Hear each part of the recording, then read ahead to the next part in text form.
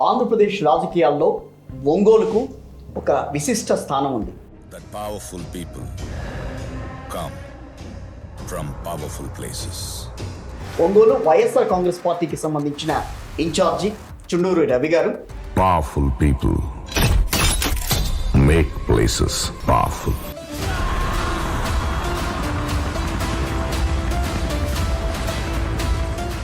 ఒంగోలు మీ చుట్టుపక్కల నడుస్తుందా వైఎస్ఆర్ కాంగ్రెస్ పార్టీ అంటే ఏం చెప్తారు?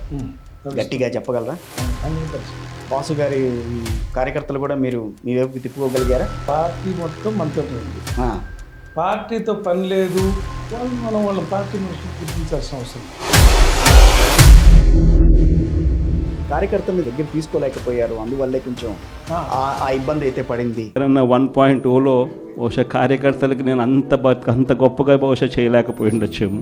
ప్రతి పథకము ప్రతి విషయంలోనూ కూడా మొట్టమొదటిగా ప్రజలే గుర్తుకొచ్చారు. ప్రజలకు మంచి చేయడం కోసమే నా టైం కేటాయించాను, నా తాపత్రయపడ్డ ప్రతి విషయంలోనూ దానికోసమే అడుగులు వేశాను. మన కోసమే బతికే జననేతకు మనము తప్ప ఎవరున్నారు రా, మనమే సైన్యమై కదలాలి రా, గెలవాలి సాగటి సమరం. ఫస్ట్ జగన్ గారికి గవర్నమెంట్ ఆయన చేతికి ఇచ్చినప్పటికీ అంత బాధ్యత తీసుకున్నప్పుడు, అంత బాధ్యత ఇచ్చినప్పుడు, మీరు ప్రజలను అంత దేవుళ్ళుగా భావించినప్పుడు మరి ఎందుకని ప్రజలు తిరస్కరించారంటారు? మొన్న మా పార్టీ లోపల కూడా ఏంటంటే మేము చేసింది చీకటి వచ్చాక పగలు విలువ తెలుస్తున్నట్టుగా జగన్ గారి విలువ ఏంటో తెలుస్తుంది. ఏం తక్కువ చేసిండురా జగనన్న మనకు, వైసీపీ జెండెత్తి పోదామురా ఆ గెలుపు కొరకు.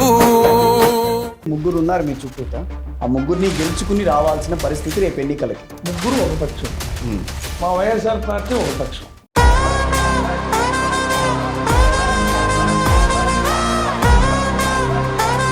పార్టీకి నేను బలం అవ్వాలి కానీ పార్టీకి నేను బలహీనం కావాలి. పార్టీకి నేను బలం అవుతాను, ఇది మీ మాటకి నిజం. ఈసారి జగనన్న 2.0 కొంచెం వేరుగా కూడా ఉంటుంది.